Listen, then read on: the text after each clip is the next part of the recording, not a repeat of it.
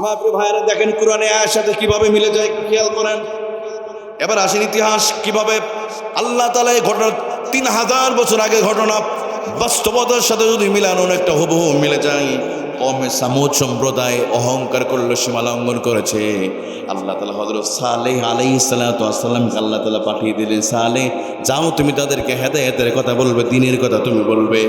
হযরত সালেহ আলাইহিস সালাতু ওয়াস সালাম যখন তাদের কাছে গিয়ে আল্লাহর ভয় দেখালেন, কিয়ামতের ভয় দেখালেন, এবার সালেহ আলাইহিস সালামের কওমে সামুদ গোত্রের মানুষগুলো বলল, ও সালেহ তুমি তোমার ওই রবকে, তুমি তোমার ওই আল্লাহকে একটু দেখাও, তুমি ভয় দেখাও, তুমি আযাবটা এনে দেখাও না।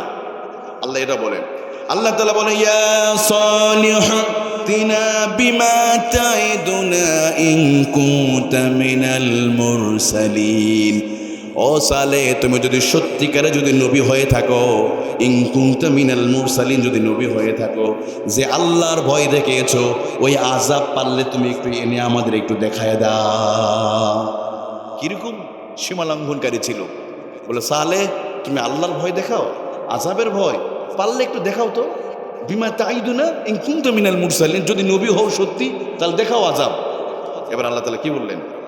আল্লাহ সুবহানাহু ওয়া তাআলা ভূমিকম্প দিয়ে সালেহ আলাইহিস সালামের বংশের সমস্ত মানুষগুলো আল্লাহ তাআলা দুনিয়াতে মেসাকার করে দিয়েছে। আল্লাহু আকবার বলেন।